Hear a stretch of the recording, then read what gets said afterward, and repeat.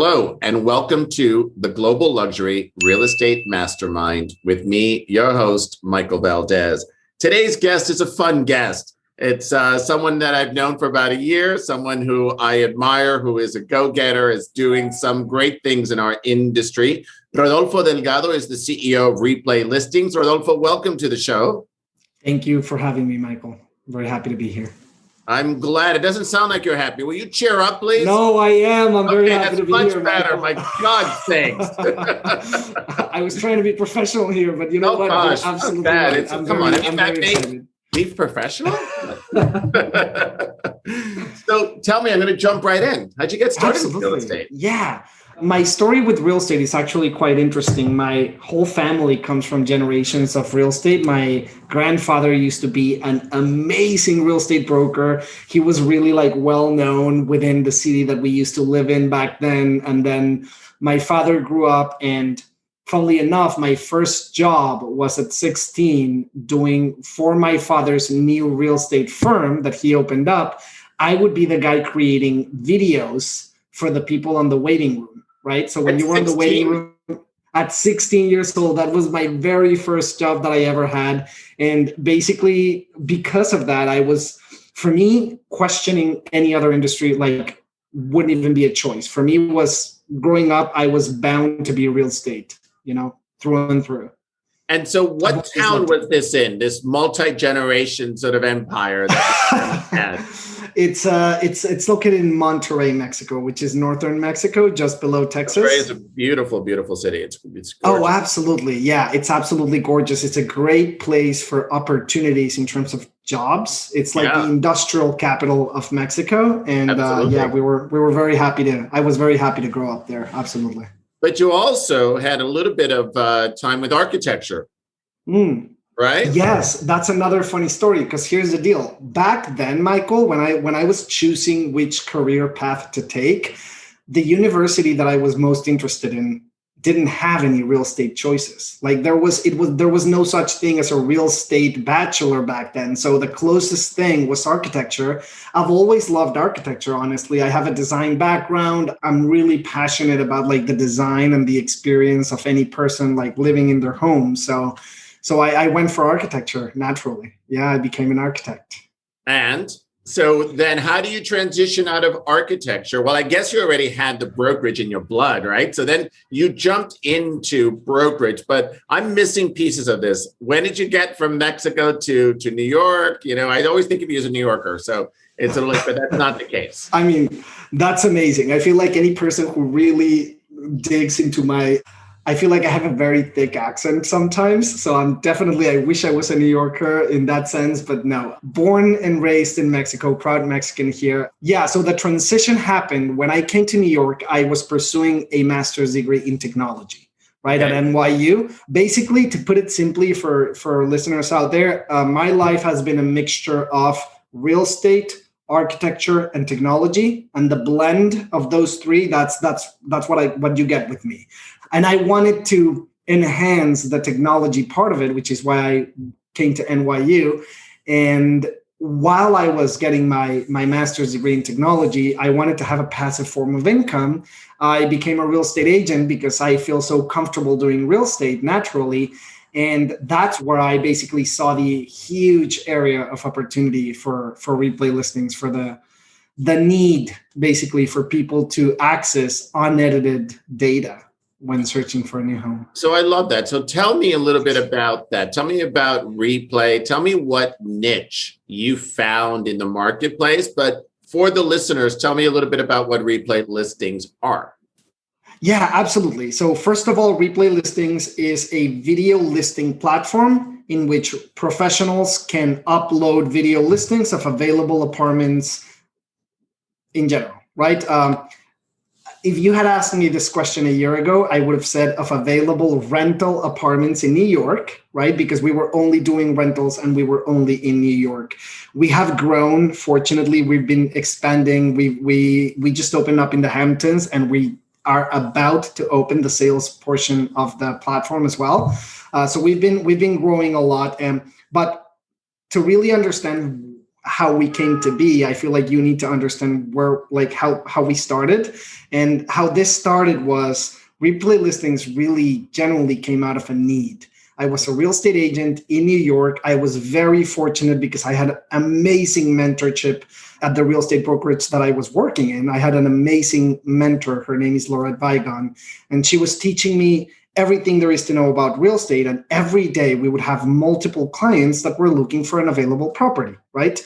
And every day, the way that we would work is we would invite them to the office, we would have a conversation with them, and then show them the possibility, the potential properties that match with them, with their criteria, right? And more often than not, our clients always had the same friction points. We would show them the pictures, and then we would go visit the apartment, and they would say, Rodolfo, the frustration comes from the side that the pictures that we saw online and the actual apartment look very different. You know, when you're searching for a property, you see the amazing bedroom, you see the amazing kitchen. What you don't realize is that they're literally in the next room, right? You can just get out of bed and go to the bathroom and take a shower and cook everything in the same space, right? That's New York. But I feel like unedited Not videos, my place, but still, not your place, maybe, Michael. You're already a very, very, very successful professional. Let's put it that way. But a lot of people in New York, we live in shoeboxes, in studio apartments that are tiny, and more often than not, when you're searching for a place, you want to be able to see just the place how it is. Like especially when you're from abroad, right? Like let's say that you're moving to New York from Mexico or from Chicago, from wherever it is, you want to just experience the apartment as it is. Don't give me the bells and whistles and an extra light or everything that's very commonly used right now in the real estate industry. Anyway, I saw that area of opportunity, and I went to one of my peers who I used to work with, and now my co-founder, a very good friend of mine. I said, Max, I think that there's a huge area of opportunity here. Everyone is asking us for videos. Everyone is asking us to FaceTime before we actually show them. Let's just create a platform in which they can experience the apartments as they are, right? Just see what you see is what you get, was basically our premise. So that's how replay listings came to be. And I feel like for the past year, especially since the beginning of the pandemic, I feel like there's been a surge in users just because everyone's relying really on the unedited videos, right? It's almost a safety concern now more than it is a convenience. Now it's a need.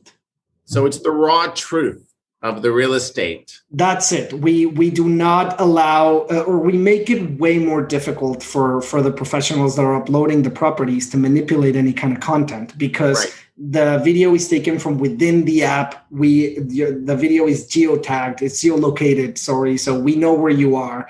It's very difficult for anyone to manipulate a listing. So anyone comes in, right? They become a member of Replay. They upload the video of the property that they're seeing, and anyone can see that at that point.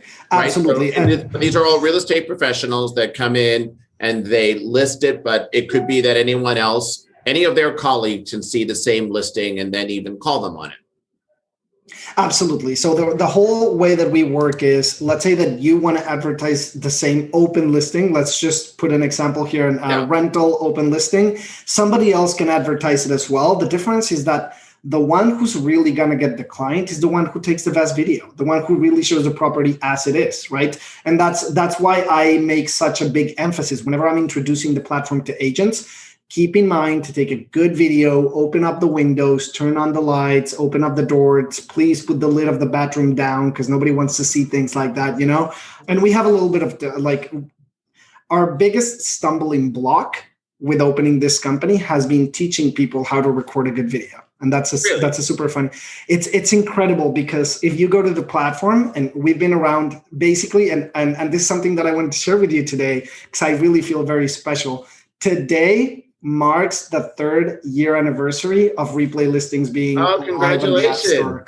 Thank you. Yeah, it's a big milestone for us. And if you compare the videos that agents used to take 3 years ago to the ones that they take today, they're extremely different. I feel like at the beginning, you could see something that looked a little bit like the Blair Witch Project kind of thing. Like there were agents uploading videos at 9 p.m. with everything, like all the windows covered and things like that. And now we have agents that are actually putting more effort into it. So it's evolved quite nicely. And so how many listings do you have on the platform now?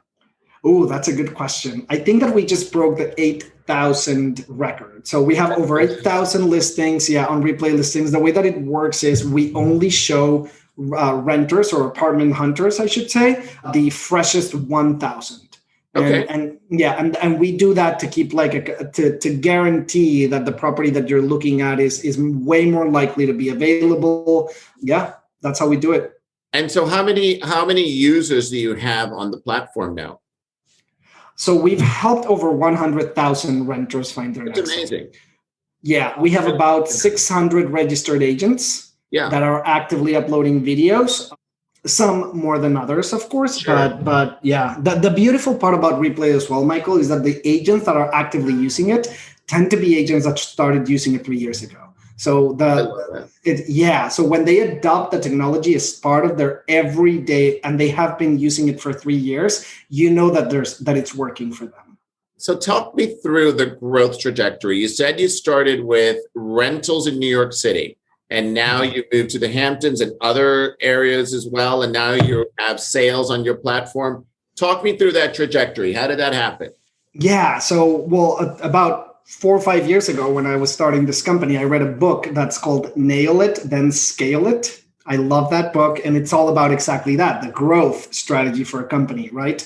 And we definitely took that approach. The starting point for Replay Listing was not even New York. It was only Manhattan. So it was Manhattan rental apartments. Then we opened it up. Now, after about a year that we had really polished the platform, we opened it up to the 5 boroughs. And then after that, we felt confident enough to open it up to even the Hamptons. And now we're going to do sales as well. I feel like the platform has been growing from a very simple, almost Craigslist looking platform to right now, it looks like a TikTok laser focused on real estate that allows you to upload open houses. It allows you to upload videos and pictures of the property. It gives you a CRM system to the professional telling you how many people have called. It gives you it even tells you which properties to advertise if you don't have any kind of listings. So it's really evolved since day one. So what's the exit strategy then for you? Oh, that's a good question, Michael. To be completely honest, most of them are. I have a podcast. A lot of them are good questions. Yeah, no, I like that. I like that because it's a question that really makes me think. I didn't build this company thinking about an exit strategy, to be completely honest. When we built it, we saw a need. We are very passionate about what we do. I am extremely happy every day when I wake up thinking that I'm going to get to work on this. And as long as our users continue to like it and ask, there's demand for it, we're going to continue to build product and scale it as much as we can, because at the end of the day, our mission is to bring more transparency to the real estate industry, and that's what we're focused on doing. So what's your exit strategy? That's it. We didn't build a company with an exit strategy. That's the answer. That's the bad thing that they taught you in your technology master's program in NYU. You always have an exit strategy when you. I don't know. You know what? It's when you read about these kind of things, Michael. There's really a divided, I would say, standpoints. I would say a lot of people say yes, always have an exit strategy, but I've also read books in which they say having an exit strategy is for losers, because it means that you're building a platform just to grow it, make money, and leave. And to be completely honest, I don't want to leave. If I am able to continue growing this company for years to come, yes, for years to come, I'm completely interested in doing that. Absolutely. Well, I like that. And congratulations on being nominated for the Forbes 30 Under 30. Tell me what that meant to you.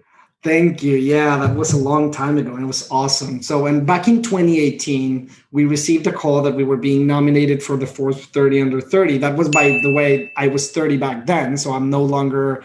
You don't qualify any longer. I don't qualify any longer. They don't have 40 under 40, so I'm not sure that's going to happen. But that was a really good thing, because a year later, a Forbes representative called me and invited me to be a Forbes counsel, which means right now for me that I get to write an article for Forbes Real Estate once a month.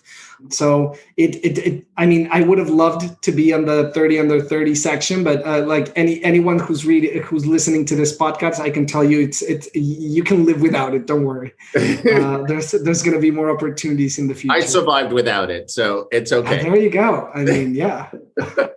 Look at you. You're very successful. Well, it's sort of like, I guess everything is perception. That's true too. Isn't it? So tell me the greatest lesson you've learned in your career thus far. Oh my God. The greatest lesson that I've learned. Okay. If I had to pick one thing, I would say that it would be that culture starts at the very top. And this is something that I've learned not only in my business, but in my experience being in the US. I've been living here for about 6 years now. And you can see how the principles and the values that a company generally operates by are set by the leaders, right? And as the CEO and founder of this company, we have meetings every day, and there's always, this joke being made at a meeting or this joke. It's very important for us to address every single thing that you could see as an intolerant comment or something like that. Because for me, the most important thing is for everyone to respect each other. And I feel like I've tried to set that culture. It's been a little bit hard, I will be honest, because within the past 4 years, we've seen in politics, a president that does not abide by the same belief, I feel. Like the culture starts at the top. We need, because it's the same thing. Just like a president establishes the culture for the country for the years to come, the CEO establishes a culture for the company as well. That's absolutely true. It's also culture and it's also messaging, right? It's also knowing what everyone is working towards. Absolutely. Yeah.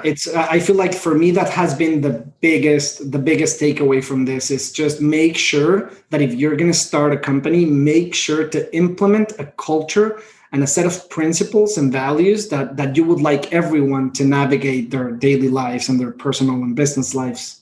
Yeah, and I think it actually goes also in having every one of your team members also understand their contribution to the goal that the company is setting forth. But you're right, all of that actually ends up becoming the culture of the company. Yeah, and our everyday interactions, the jokes that you allow to happen, yes or no, or when something happened, addressing it right away. Don't let it slip, just go for it and address it. We had... like any company has, we had moments in which it was for us important to just address any kind of issues that were happening and say, listen, like in this company, we operate this way. We respect everyone because of this, because it's the way that we should. We've been very fortunate to 4 years later have still a company in which our culture is just amazing. How many employees do you have now? Less than 10. Yeah, we've across the years we've been varying between like 8 and 12. Sometimes there's interns, sometimes there's not. But the culture with us has been it's not a 9 to 5 kind of work environment. Like for me, it's like you have these deliverables. We need to get these things done. You work at your pace, and we're just meeting, every X days at X times. I love it. And then you also started a podcast called Renting in New York City. What that experience was like.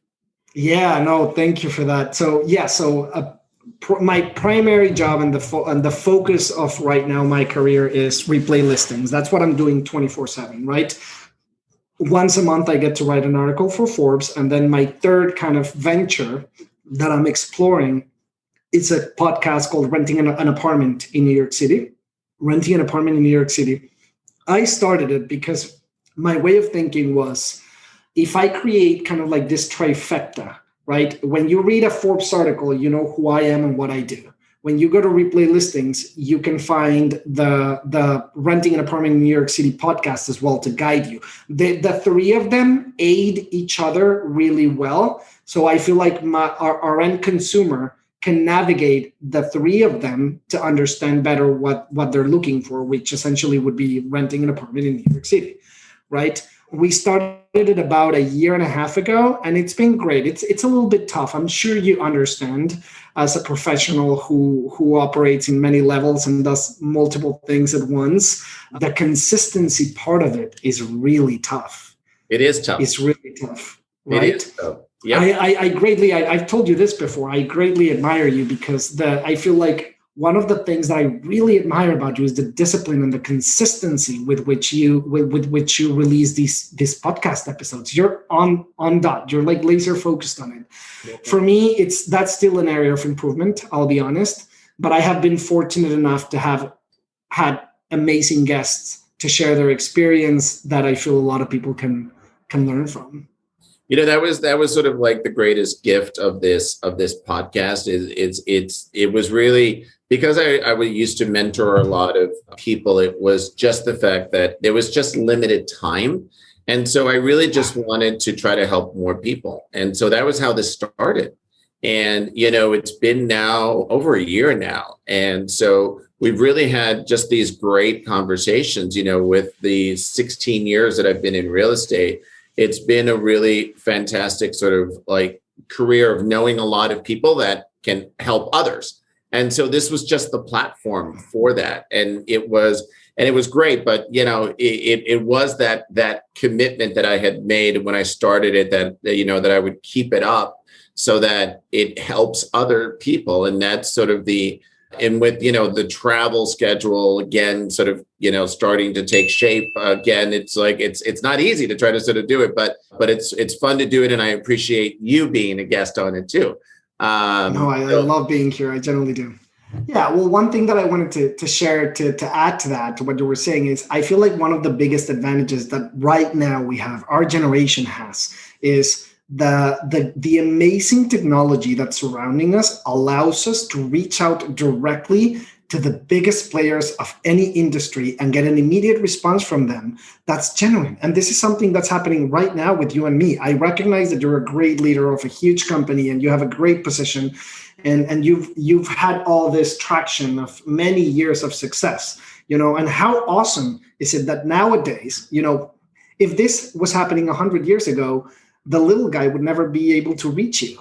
And right now, because of the technology that we have, somebody can reach out to you via the podcast or an email or LinkedIn or whatever you want to call it and have this genuine conversations with the biggest players of any industry. That for me is something that people need to leverage. Like that's a must right now. It's leveling the playing field, right? It's, it happens even with like my company where it's a totally sort of cloud-based company. There are no gatekeepers.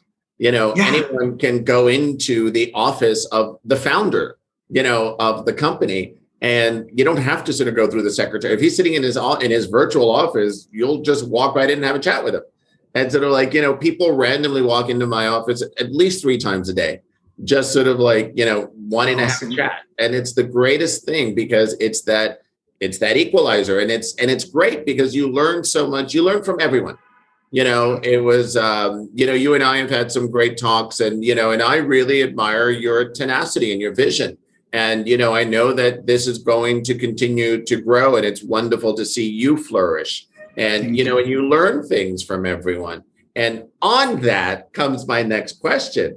If somebody was entering the business today, right, okay, what would be 3 pieces of advice you would give somebody?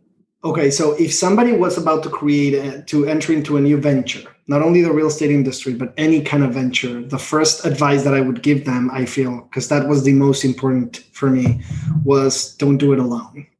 I know that this is an advice that it's going to maybe have a better taste in a lot of people because there's so many people out there that have a great idea in their minds and they're like, I should just do it by myself, The first advice for me was don't do it alone. I had an amazing co-founder that helped me and it was like Batman and Robin every day at the real estate agencies. We hustled every day together and having that push, that somebody that propels you, that motivates you to continue growing is very, very important. It makes things not only much easier, but also more enjoyable, more fun. Yeah. It creates more memories that you're going to be able to talk about in years to come. Sure. I feel that the second one, and we touched on this recently, I would say reach out shamelessly. Shamelessly reach out to all the industry players that are the biggest industry players. I have emailed and spoken with Rob Refkin, with Dottie Herman, with all the with a lot of huge players in the real estate industry in New York. Why? Because I emailed them directly. I text them, I LinkedIn, I do it through everywhere and anywhere. Why? Because even if you send 10 emails and one of them responds, that's huge. Sure. That one huge industry player that responded to your message can be interested in what you have to say. So that would be definitely my second advice, is just reach out shamelessly. And the third one, I feel, would be just be proactive, not reactive. I feel like a lot of people are building a new business and they're entering it like a 9-to-5 job, and they just try to do the minimum thing to just make it work. No, if you want your business to be successful, you have to work on it 24/7. I see you and I right now recording this on a Sunday. We're making things happen. Right. Why? Because on Monday we have something else to do. That's right. Yeah. It's very true. So be proactive rather than reactive, I feel, would be my third. And I love those advice. things. I'm gonna touch on them because it's sort of like, I think they're really, really very insightful. And it's the idea of don't do it alone. It's sort of like no one does. And that's the truth of it. Anyone can think they're doing it by themselves. They're absolutely not, because it always takes somebody else, right? Yeah. It's sort of like, at my work, I am blessed with the most amazing team, and I make sure that they're empowered and they know what I sort of like feel about them, and always put them in the spotlight, because I can't do that alone. With the podcast, we share mutual friends that run this podcast for me behind the scenes. And, and Andres and Maria are just amazing. Oh, I couldn't do it. It's sort of like, I can't post on social media 5 times a day. It's sort of like the fact that they've taken all of that over. You don't do it alone. And, reaching out shamelessly. I love that one. I actually still do that now. It's with guests that I'm surprised that I've had on this show, that when I've reached out to them, I absolutely sort of like come in and agree. And it's sort of like, and that's fantastic, and that's terrific, because I started this by having a point where I said I wanted to have just friends of mine on the show. It's sort of like, after a year and a half, I think I've run out of friends. So I think I start reaching out a little bit now. And so, but everyone has been so great, and you mentioned Robert and Dottie, who are dear friends of mine, and they're just fantastic people, and just such great leaders. And the idea of like being proactive and not reactive, there was a great thing that I always heard. It's like, you always worked so hard to try to sort of like, please your boss when you were working for someone else. And if you start your own business, it's sort of like, it was always the question, why wouldn't you give yourself the same courtesy? Now that you're the boss. Wow. Right? It's sort of like, you always wanted to sort of like please the boss. Now that you are the boss, why wouldn't you give yourself the same courtesy? And that was a powerful statement. Right? Absolutely. I can see that. Yeah. Yeah. It's because when you start thinking, if you're going to work for yourself, it's like, oh, this can wait later, or I can do this tomorrow. It's sort of like, why? Yeah, exactly. No, for me, my mentality is, and something that has really helped me throughout the years here in New York, honestly, is adopting this mindset of discipline. Yes. Discipline every day. This may or may not, like, this is debatable because there's a lot of listeners out there that are going to not agree with this. But for me, what works for me is waking up early every morning, doing your bed, exercising, meditating a little bit or doing whatever you can, and then start work by noon. What do you mean? Did you say start work by noon? Is that No. I was starting another sentence. I'm sorry. I was no, of course not. And I lost it. No, of course not. So that means you're going to wake up at 11. So I got it now. No. What I wanted to say is, I feel like by noon, I know that this is going to sound a little bit braggy, but I try to make it so that by noon I have achieved more than most people do in a whole day. That is my objective. If you can, by 12, already have sent all the emails you need to send, create the presentation that you need to polish this or that, make that call. If you can make that happen, then you're on your way to success. And to be able to make that happen, you have to wake up early, right? Or at least that's what works for me. So here's what I would just say to that. I agree with that because I always wake up early. And so the only thing that I would challenge is on your goal, because the only person that you need to sort of better is you. It doesn't matter what anyone else is doing. So you just have to make more phone calls than you did the day before, not what most people have done or will do in a day. Because it doesn't matter. I've said it better. You're right. Absolutely. Absolutely. You're right. Yeah, try to improve yourself. You're right. Absolutely. Challenge yourself, not others. That's your only bar that you need to sort of look at, because it doesn't really, nothing else matters. Yeah. And something that my mother tells me frequently, and I feel like it's a really good advice. It doesn't matter if you're moving slowly or fast, as long as you're moving in the right direction, because there's always going to be the day that's really tough. It's especially this year, honestly, for so many people have suffered so many hardships. So not getting frustrated if you're not progressing as quickly as you would like to, just take your time. As long as you're moving in the right direction towards your goal, things will come. Yeah, that's exactly right. So I have one final question for you. Awesome. In your book of life, what's this chapter called? Oh my God. If I ever write a book, I'm going to make sure to write it, to have a chapter just like this, to make a tribute to this. I don't know. Okay. So I've lived in Mexico, in Spain, and in New York. So there's definitely that. I feel like it would be New York. This chapter's this chapter's title would be New York Season 4. New York Season 4. New York Season 4. That's a good answer. Now tell me what happened with the first 3 seasons. Yeah, well, did it get canceled, or is the show continuing?